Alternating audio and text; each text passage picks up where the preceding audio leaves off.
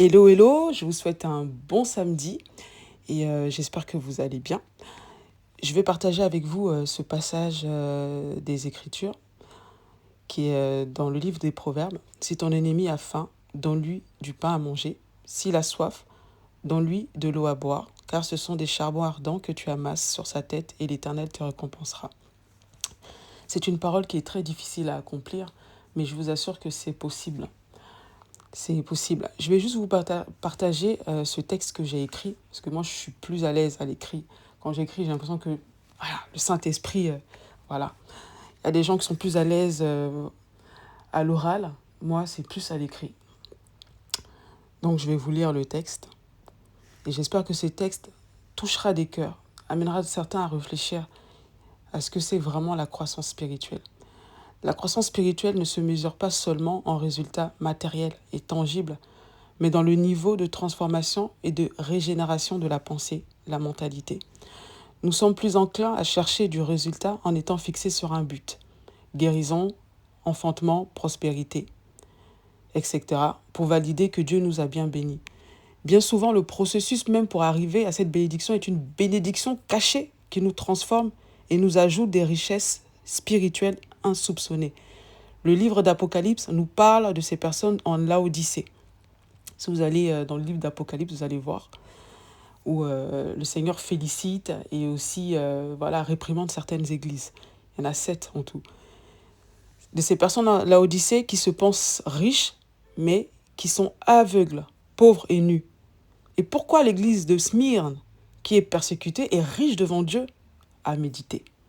La popularité et la richesse ne sont pas forcément un signe d'approbation de Dieu si la transformation intérieure n'a jamais eu lieu pour arriver à pratiquer la parole de Dieu comme le fait d'aimer ses ennemis et de leur faire du bien. Comment expliquer qu'après avoir souffert des mains des personnes qui vous ont persécuté sans cesse et sans cause, vous arrivez à devenir calme même devant leur méchanceté et trouver la force et même le désir de leur faire du bien et prier pour eux. Parce que bien souvent, le Seigneur peut nous donner du discernement. Vous savez que quelqu'un vous veut du mal, mais vous lui faites quand même du bien. Ça, c'est un don que Dieu vous a donné. Malgré le discernement qu'il vous donne, il vous met assez d'amour pour qu'il y ait une forme d'équilibre. C'est pour ça que j'exhorte les gens, même quand vous savez que les gens vous veulent du mal, et c'est l'erreur dans laquelle on tombe, mais moi je suis tombée, n'entretenez pas la colère. Laissez la colère parce que la colère vous affaiblira. Et la colère aussi ouvre des portes. C'est une parenthèse, je la ferme et je continue. Examinez l'histoire de Joseph. Vous devez examiner l'histoire de Joseph. Joseph a été trahi. Il était trahi par ses propres frères qui l'ont persécuté, qui l'ont vendu en esclavage juste par jalousie. Mais quand ils sont revenus vers lui lors de la famine, qu'est-ce que Joseph a fait? Il leur a donné à manger. Voilà, il leur a fait du bien. Il leur a même donné des terres qu'ils sont revenus avec toute la famille. C'est ça, c'est ce genre de cœur que Dieu veut que nous ayons. Si vous arrivez à ce niveau-là, Dieu va vous élever. C'est parce que beaucoup de gens ne sont pas arrivés à ce niveau qu'ils sont toujours en train de combattre. Si vous devez faire une prière, priez pour que Dieu vous amène à ce niveau-là, ce niveau de cœur, le niveau qu'avait Joseph. Et je pense que ça doit être la véritable prière du chrétien. Pas seulement d'avoir de l'enfantement, pas seulement d'avoir des biens, de dominer, d'être fort, d'avoir un grand ministère, non. Vous aurez toutes ces choses-là à condition que vous soyez transformés. Parce que Dieu doit vous transformer pour justement vous transférer cette bénédiction-là. Je continue. En vérité, vous vous êtes habitués. Je parle de ceux qui ont beaucoup souffert. Moi, j'ai beaucoup souffert. Aujourd'hui, je suis devenue calme face aux ennemis. Dieu m'a donné un discernement. Je sens les gens, mais malgré ça, je reste calme et je prie pour leur bien. Et j'évite vraiment la colère. Parce que la colère est un piège. Dieu vous a transformé. En vérité, vous êtes habitué parce que vous êtes transformé par le processus au travers de la souffrance, du rejet, de l'injustice qui a construit votre personnalité. Vous savez, votre personnalité, Dieu l'a construit. Et quelquefois, il peut utiliser les injustices que vous vivez, le rejet, la jalousie, toutes ces choses que les gens vous font, pensant vous détruire, mais qui vous construisent. Et je dis gloire à Dieu qui a utilisé ce mal pour votre bien. La suite n'est que bonheur car vous êtes rendu inébranlable. Parce que si à force de subir certaines choses, vous vous êtes habitué, vous êtes devenu inébranlable. Inébranlable. C'est-à-dire qu'il y a des choses que, par exemple, tu aurais subies avant, tu aurais fait des bêtises, voilà, tu aurais explosé en colère, tu te serais conduit comme une insensée.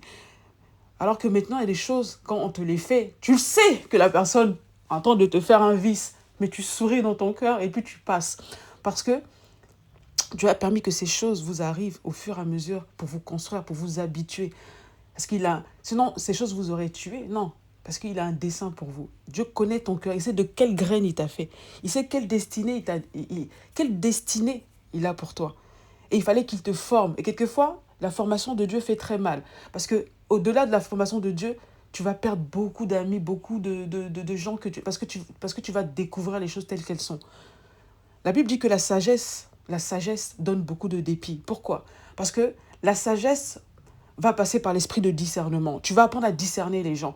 Des personnes que tu croyais qui t'aimaient, tu vas comprendre que en fait, il y a de l'intérêt, il y a des choses derrière. Tu vas vraiment voir l'être humain tel qu'il est. Et après que Dieu t'ait brisé comme ça, humilié, en te faisant voir vraiment les choses telles qu'elles sont, Dieu va commencer à te restaurer, va commencer à te donner le calme, va commencer à mettre de l'amour dans ton cœur pour ces gens qui t'ont offensé, qui t'ont fait du mal. Je pense que même Joseph a dû passer par là.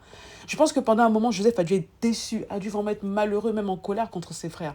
Ça a pris peut-être du temps, mais un jour, Joseph s'est levé, il s'est dit, et il a compris parce que par rapport à tout ce qu'il a passé, les trahisons, la femme de Potiphar qui ment sur lui, on lui fait du mal sans raison, il se retrouve en prison. Il a dû se dire, à quoi bon?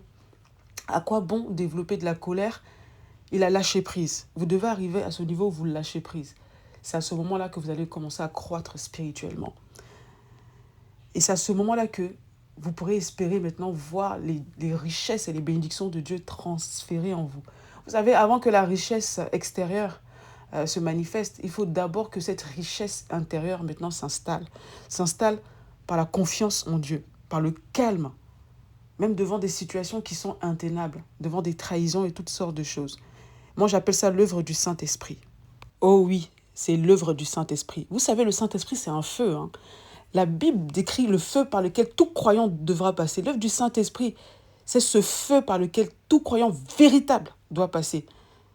C'est loin des apparences, c'est pas les trucs que les gens font religieux, sont là, voilà, se dépouillent. Non, non, non, non, non, non. Le Saint-Esprit va vraiment te dépouiller intérieurement de toutes tes mauvaises habitudes, la haine, la colère et tout ça. C'est pas dans les apparences, c'est pas ce qu'on imagine en fait de la vie chrétienne et spirituelle. Cette édification-là, elle se fait sans bruit dans le secret du cœur. C'est comme lors de la construction du temple, lorsqu'on devait construire le Saint des Saints, il n'y avait pas de bruit de marteau, il n'y avait aucun bruit. La construction s'est faite sans bruit de marteau. C'est dans le secret du cœur qu'il y a une transformation qui se fait. C'est une édification que Dieu fait dans ton cœur. C'est cela le véritable miracle accompli par la parole de Dieu, c'est celui qui la médite jour et nuit. C'est pour ça qu'on ne peut pas tricher avec la parole de Dieu. Vous pouvez lire la Bible juste pour connaître et parler et débattre pour montrer que vous connaissez la Bible. Mais la vraie édification de Dieu se fait dans le cœur. C'est dans le cœur. Et c'est celui qui médite la parole de Dieu pour la mettre en pratique qui aura ces richesses-là. Il y a d'autres qui la méditent juste pour pouvoir connaître et débattre et pour pouvoir voilà, commercer avec. Mais ceux vraiment qui recherchent la parole de Dieu, ils la trouveront.